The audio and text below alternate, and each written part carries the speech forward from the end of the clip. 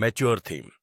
Disclaimer, ये audio series mature themes, language और violence को कंटेन करती है जो सभी लिसनर्स के लिए सूटेबल नहीं है। पेरेंटल एडवाइस नेसेसरी है। ये कंटेंट एडल्ट ऑडियंसेस के लिए है और इसमें combat, blood, murder, potentially disturbing scenarios और स्ट्रॉन्ग लैंग्वेज इंक्लूड हो सकती है। अगर आप ऐसी कंटेंट से इजीली ऑफेंडेड या डिस्टर्ब्ड हो जाते हैं तो प्लीज ना सुने। ये ऑडियो सीरीज किसी भी प्लेटफॉर्म कंटेंट को कॉपी नहीं करती है। स्टोरी फैंटेसी बेस्ड है। अगर कोई नाम मैच करता है तो हम इसे एक कोइंसिडेंस कह सकते हैं। यह ऑडियो बुक फन और जॉय पर्पसेस के लिए डिजाइंड है। ला लेता हूँ। विपिन ने हाथ हिलाया और जाने के लिए मुड़ा। आप उसे बिना किसी हिचकिचाहट के सचमुच चले जाते देख महिला अब खुद को रोक नहीं सकी। तो फिर तुम क्या चाहते हो? ऐसा तो नहीं हो सकता कि तुम अंदरूनी कोर और फर दोनों चाहते हो, है ना? मुझे डेस्टिनी डिस्क चाहिए। मैं इसे मारने में आपकी मदद करूंगा। मुझे 100 डेस्टिनी डिस्क दो। विपिन बोला। Destiny disc? महिला ने सिर हिलाया। हालांकि यह आदमी प्रभावशाली था, लेकिन वह इतने पैसे के लायक नहीं था। ठीक है। विपिन ने अपनी दोनों बाहें छाती के सामने मोड़ ली, 2 कदम पीछे हटे और एक बड़े पेड़ के सहारे झुक गए। भागो यहां से। यह देखकर कि उसने ऊंची कीमत बताई थी और दूसरा पक्ष मदद करने का इरादा किए बिना पीछे हट गया था, वह क्रोधित हो गई। उसका सुंदर चेहरा लाल हो गया और उसने अपने दांत पीस लिए। वह बहुत खूबसूरत थी। पहले ऐसी परिस्थितियों में कोई भी पुरुष अपनी खूबसूरती को दिखाना चाहता था और खूबसूरती को बचाने के लिए हीरो बनना चाहता था। दूसरी ओर इस आदमी को इससे कोई फर्क नहीं पड़ता था। चिढ़कर और धीरे धीरे प्रतिक्रिया करते हुए उसे बाघ के पंजों से लगातार 2 थप्पड़ पड़े। उसके हाथ पर सूजन आ गई और वह अब और नहीं रोक सकी। उसने डांटा, अरे क्या तुम्हें कोई हमदर्दी नहीं है? विपिन ने उसे कोई जवाब ना देते हुए अपनी ढोरी पर हाथ फेरा। एक पल के लिए जिसका फिर अचानक उसे एहसास हुआ। तुम सही हो। नीचे देखते हुए उसने एक चींटी को देखा जिस पर उसने पैर रखा था। मुझे सच में खेद है। क्या मैंने अभी तुम्हें चोट पहुंचाई? चिंता मत करो, मुझे तुमसे बहुत हमदर्दी है। मैं तुम्हें चोट नहीं पहुंचाना चाहता हूँ। महिला भड़कने ही वाली थी। वह अपने दांत पीसते हुए और डांटते हुए बोली, मैं यहाँ मेरे से हमदर्दी की बात कर रही थी। ओह। विपिन ने एक पत्थर उठाया और सीधे उसके सिर पर फेंका। अरे औरत, जानवरों को नुकसान पहुंचाने की तुम्हारी हिम्मत कैसे हुई? क्या तुम्हें कोई हमदर्दी नहीं है? महिला गुस्से में थी। यह कैसी विचार प्रक्रिया है? न केवल उसके व्यक्ति बल्कि हरे चेहरे वाला सफेद बाघ भी विपिन से काफी संतुष्ट महसूस कर रहा था। तुम अच्छे हो। एक बार जब मैं इसे मार दूंगी, अगर मैं तुम्हें कीमा में नहीं काटूंगी तो मेरा अंतिम नाम म्यू नहीं होगा। दांत पीसते हुए उसने ठंडी सांस ली। उसके हाथ में पकड़ा हुआ कुक बाहर निकल गया और उसी समय उसने अपने हाथों को आपस में जोड़ लिए और एक जेड लोकन बाहर उड़ गया जो धमाके के साथ फट गया। तुरंत ही एक प्रचंड शक्ति चारों ओर से घिरी जिसने हरे चेहरे वाले सफेद बाघ को जमीन पर पटक दिया तथा भयंकर घाव कर दिया। यह शायद उसका तथाकथित तुरूप का पत्ता था। विस्फोट के बाद उसके चेहरे पर परेशानी दिख रही थी क्योंकि उसने फिर से खुक पकड़ा और जोर से नीचे वार किया जिससे सफेद बाघ का गला फट गया। सफेद बाघ ने कुछ देर संघर्ष किया फिर हिलना बंद कर दिया, पर शीघ्र ही शुद्ध स्वर्गीय ऊर्जा के एक समुद्र में प्रवाहित हो गया जो उसकी ओर बहने लगा। वास्तव में यह देखकर कि 10,000 लोमड़ी कुएं की फॉक्स की तरह यह सफेद बाघ भी स्वर्ग की दिव्य ऊर्जा से बना था, विपिन ने महिला की ओर देखा। उसने कोई आश्चर्य नहीं जताया, बल्कि अपनी आंखें बंद कर ली और उसने आगे आने वाली शक्ति को तेजी से अवशोषित कर लिया। विपिन हल्का सा मुस्कुराया। ऐसा लग रहा था कि यह व्यक्ति सफेद बाघ के मूल को जानता था, इसलिए फर और आंतरिक कोर के बारे में उसकी पिछली सभी बातें भ्रामक थी और स्वाभाविक रूप से उसके वादे भी झूठे थे। वह चाहती थी कि वह बिना कुछ दिए किसी को बचा ले और काफी कंजूस। हालांकि वह कंजूस थी और वह उसे अपनी मर्जी से काम करने नहीं दे सकता था। आखिरकार दूसरों की मदद करना भी उसका कर्तव्य था। विपिन की आत्मा में हलचल मच गई और उसका शरीर तुरंत एक बड़े छेद की तरह काम करने लगा। पागलपन की हद तक अवशोषित। वुश! पलक झपकते ही हरे चेहरे वाले सफेद बाघ के शरीर से बनी स्वर्ग की दिव्य ऊर्जा, जो हजारों तंतुओं के बराबर थी, उसके द्वारा निगल ली गई। महिला अवशोषित करने के लिए अपनी आंखें बंद कर रही थी जब उसने तुरंत महसूस किया कि कुछ गड़बड़ है, क्योंकि उसने 10 से भी कम किस्में अवशोषित की थी। इतना बड़ा बाघ, और आप मुझे बता रहे हैं कि यह स्वर्ग की दिव्य ऊर्जा के 10 तंतुओं से बना है। क्या आप मजाक कर रहे हैं? असमंजस से भरी अपनी आंखें खोलते हुए उसने देखा कि विपिन कुछ ही दूरी पर खड़ा था, अपने दांत सफेद कर रहा था और फिर डकार ले रहा था।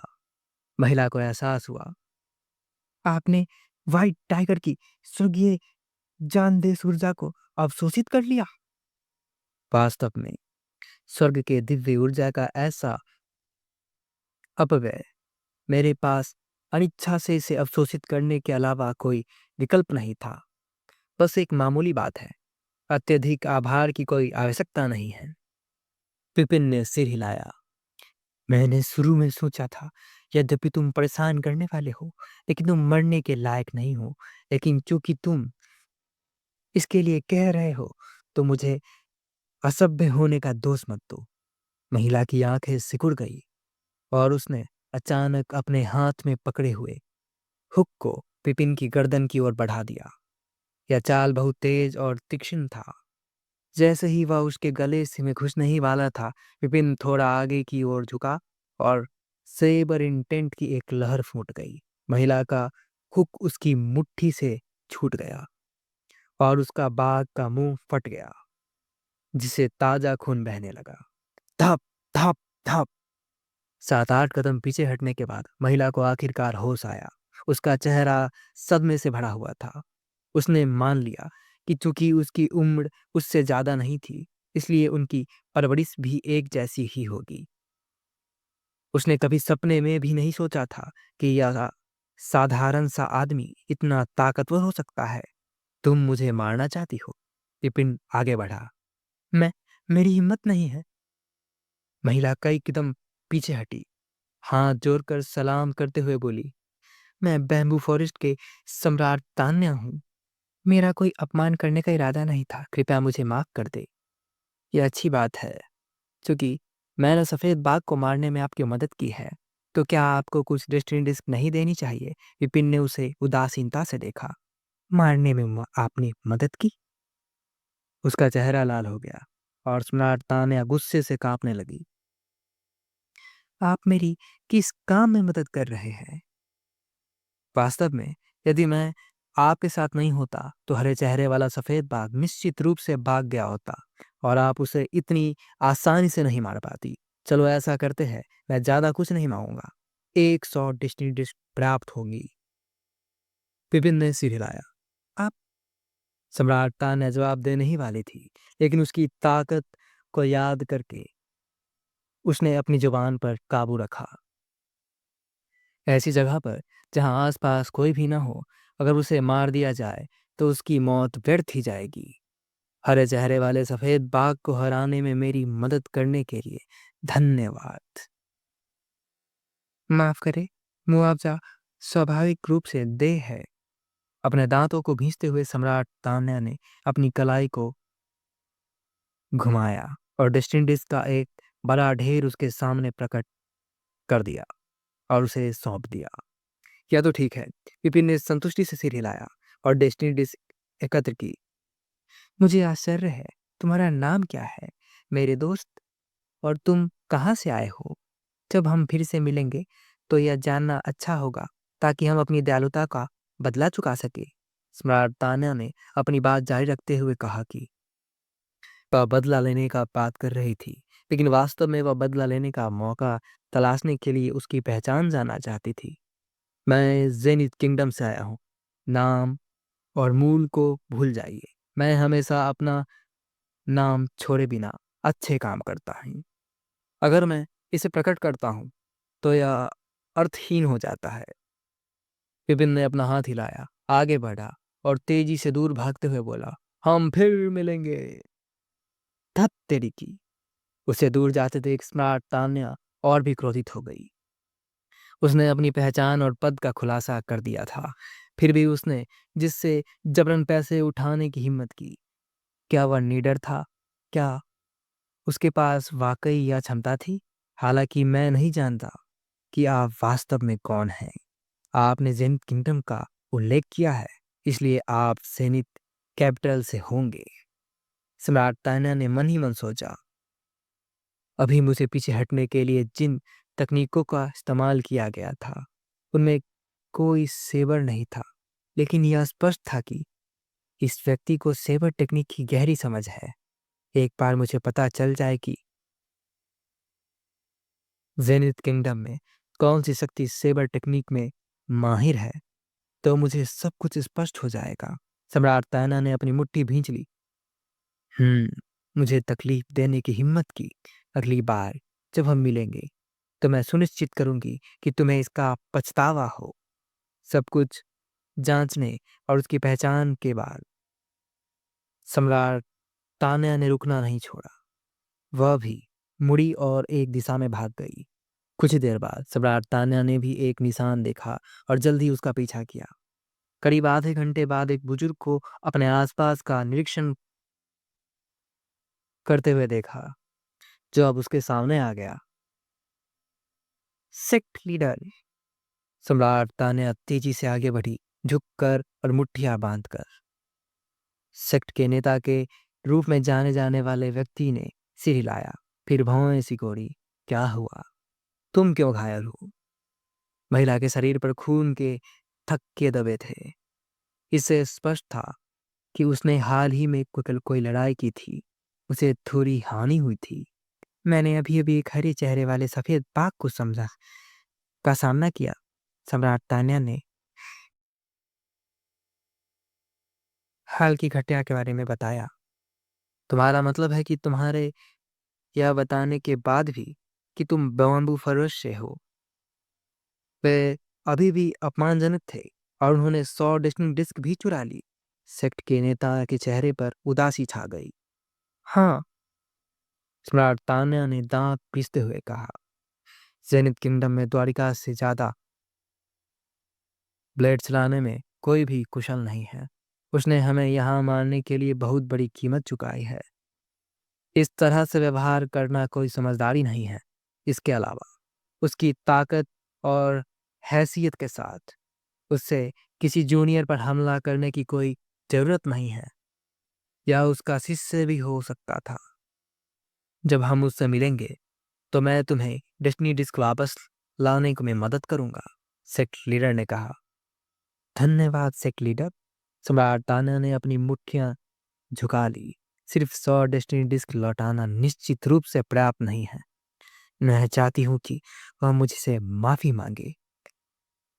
उसने मुझसे पहले ही संपर्क कर लिया है। वह आगे इंतजार कर रहा है। चलो साथ चलते हैं। सेक्ट के नेता ने हाथ से इशारा किया और आगे बढ़ा। सम्राट ताना भी उनके ठीक पीछे थी। करीब 2 घंटे चलने के बाद उन्हें एक छोटी सी घाटी दिखाई दी। वहाँ पहले से 1 दर्जन से ज्यादा लोग मौजूद थे, जिनमें से हर एक के चेहरे पर एक शक्तिशाली आभा थी और उनमें काफी साधना थी।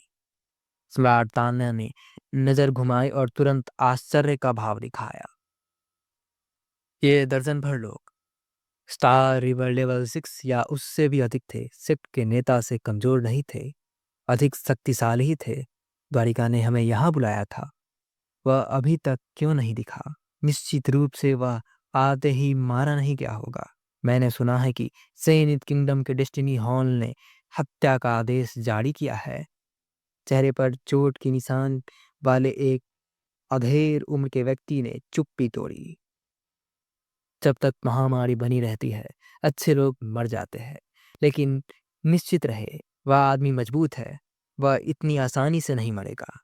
पास में ही एक लंबी कृपान पकड़े एक बुजुर्ग व्यक्ति उदासीनता से बोला, सच है, कुछ दिन पहले ही उसने एक लड़की को पकड़ा था और मुझसे उसे यहाँ लाने को कहा था। मैं उसे अब ले आया हूँ और अभी भी अपने पैसे का इंतजार कर रहा हूँ। एक लंबे मध्यम आयु वर्ग के व्यक्ति ने ठंडी आवाज में कहा। सम्राट तान्या ने देखा कि एक युवा लड़की इस अधेड़ उम्र के आदमी के बगल में लेटी हुई थी। वह 16 या 17 साल की लग रही थी। उसकी आंखें कसकर बंद थी। वह पहले ही कोमा में थी। किसी को पकड़ना? यह आदमी क्या कर रहा है? जख्मी चेहरे वाला अधेड़ आदमी भौचक्का हो गया। उसके चेहरे पर नाराजगी के भाव थे। मुझे खुद भी यकीन नहीं है। जाहिर है वह उसके दुश्मन की संतान है। ऐसा कहा जाता है कि उसे फंसाया गया है और वह खुद का बचाव करने में असमर्थ था। दुश्मन के शिष्य को पकड़कर वह अपनी बेगुनाही साबित करना चाहता है। लंबे अधेड़ उम्र के आदमी ने अपना सिर हिलाया। बेशक यह कहानी का उसका पक्ष है। जब वह आएगा तो हम कारण जान लेंगे। चाहे कोई भी कारण हो, किसी और के बच्चे को पकड़ना गलत है। अगर वह सक्षम है तो उसे निष्पक्ष रूप से लड़ना चाहिए। बच्चे तो बंधक नहीं बनाना चाहिए। यह किस तरह का कौशल है? प्रभाव, बस उसे जाने दो। जख्मी चेहरे वाले आदमी ने बड़े गर्व से इशारा किया और लेटी हुई लड़की की ओर बढ़ा, मानो उसका नियंत्रण छोड़ना चाहता हो और उसे जगाना चाहता हो। इससे पहले कि उसका हाथ उसे छू पाता, प्रभाव ने उसे एक हाथ से रोक दिया। अंगद, अगर तुम हीरो बनना चाहते हो तो खुद ही बनो, लेकिन मेरे व्यवसाय में बाधा मत डालो। मैं इस व्यक्ति को बड़ी मुश्किल से यहाँ लाया हूँ। मुझे अभी तक अपना भुगतान भी नहीं मिला है। भुगतान? द्वारिका ने तुमसे क्या वादा किया है? अंगद ने भौहें सिकोड़ी। सरल है। मैं उस व्यक्ति को सेड ऑफ जाइल में लाता हूँ और वह मुझे एक star river level 6 imperfect Divya मंत्र फॉर्मेशन स्पेल देता है। प्रभाव ने हल्के से ठहाका लगाया। मुझे पता है कि तुम बुराई से नफरत करते हो, लेकिन अगर तुम उसे बचाना चाहते हो तो तब तक इंतजार करो जब तक मुझे मेरा भुगतान नहीं मिल जाता, वरना हमारा समझौता नहीं होगा। इम्परफेक्ट दिव्य मंत्र फॉर्मेशन स्पेल? यह तो बहुत बड़ा इनाम है। कोई आश्चर्य नहीं कि आपने सहमति दे दी। इस तरह के मुआवजे को मना करना कई लोगों के लिए मुश्किल होगा। वास्तव में मैं भी मना नहीं करूंगा। Star river level 6 imperfect Divya मंत्र फॉर्मेशन स्पेल। किसी के अपने जीवन जीतना ही मूल्यवान है। तुरंत ही चारों ओर ईर्ष्या से भरी आवाजें उठने लगी। हालांकि इम्परफेक्ट दिव्य मंत्र फॉर्मेशन स्पेल अनमोल है, लेकिन यह मुझे मेरे आंतरिक सिद्धांतों को धोखा देने के लिए पर्याप्त नहीं है। ठीक है, मैं तुम्हें कुछ सामान दूंगा। जब द्वारिका आएगा, अगर उसके पास कोई अच्छा कारण नहीं है और उसने केवल दूसरे को धमकाने के लिए शिष्य को पकड़ लिया है, तो मैं निश्चित रूप से हस्तक्षेप करूंगा। और उन्होंने बड़े गर्व से अंगद का इशारा किया। सिख नेता बातचीत सुनकर सम्राट तान्या ने उत्सुकता के साथ अंगद की ओर देखा। उसकी आंखें भ्रम से भर गई। चेहरे पर चोट के निशान और क्रूर रूप वाला यह आदमी अच्छा चरित्र लग रहा था।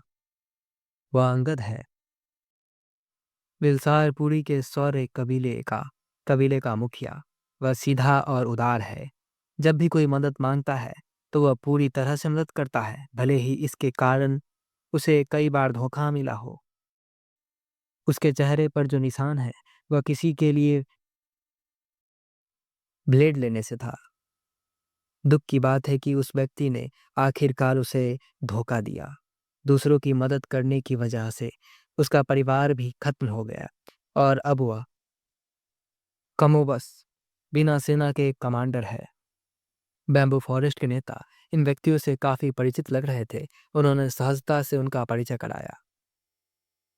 वह प्रभाव एक घुमक्कड़ साधक है जिसने हत्या, कब्जा और डकैती के विशेष ज्ञाता वाला एक भूमिगत नेटवर्क स्थापित किया है। वह बहुत सक्षम है और उच्च दर वाला है, लेकिन वह पड़ोसी राज्यों में प्रसिद्ध और सम्मानित है। वह छोटा वाला लोकेश रोहित है, जो 7 सितारा सेक्ट का नेता है। उसे देखना दुर्लभ है। पिछली बार जब मैं 7 सितारा पर्वत पर गया था, तो मैंने उसे नहीं देखा था। आश्चर्यजनक रूप से द्वारिका उसे भी आमंत्रित करने में कामयाब रहे। बाएं ओर जो लंबी सेबर पकड़े हुए वह 10,000 सेबर एलायंस का सदस्य होना चाहिए, जो उनमें सबसे शक्तिशाली है। मुझे उसके सटीक स्तर का स्पष्ट जानकारी नहीं है, लेकिन मुझे पता है कि हमें सावधान रहना चाहिए। उसे कभी नाराज नहीं करना चाहिए। बैम्बी फॉरेस्ट के नेता ने सावधानी पूर्वक सम्राट तान्या को यह संक्षिप्त जानकारी दी, फिर भीड़ की ओर बढ़ गए। तो यह बैम्बू फॉरेस्ट के सम्राट रोशन है। आप भी आ गए। जैसे ही वह सामने आया, प्रभाव थोड़ा मुस्कुराया और फिर उसकी नज़र सम्राट तान्या पर पड़ी। क्या यह आपकी बेटी है? अभी कुछ ही साल हुए हैं, फिर भी वह इतनी बड़ी हो गई है, और यह तो बताने की जरूरत ही नहीं है कि वह कितनी सुंदर है। वह सम्राट तान्या है, मेरी बेटी नहीं बल्कि बैम्बू फॉरेस्ट की वारिस। मैं उसे यह अनुभव कराने के लिए और उसे सिखाने के लिए साथ लाया हूँ। सम्राट रोशन ने अपने हाथ से इशारा किया। अच्छा हुआ कि वह आपकी बेटी नहीं है। प्रभाव ने सिर हिलाया। ऐसी स्थिति में उसके साथ बातचीत करने से मुझे दोषी महसूस नहीं होता। छोटी महिला शैडो ऑफ जाइल उतनी सरल नहीं है जितना आप सोचती है। मेरे साथ आओ और मैं तुम्हारी सुरक्षा की गारंटी देता हूँ। प्रभाव, तुम क्या कहना चाह रहे हो? तुमने मेरी तरफ आंख उठाने की हिम्मत की? सम्राट रोशन ने अपनी आंखें सिकोड़ ली। क्या तुम लड़ाई के लिए बेताब हो? मुझसे मुकाबला करना चाहते हो? जरूर। मैंने काफी समय से तुमसे लड़ाई नहीं की है। यह देखना अच्छा रहेगा कि तुम्हारी ताकत किस स्तर तक पहुंच गई है। प्रभाव भी पीछे नहीं हटा। उसने भी ऊपर देखा।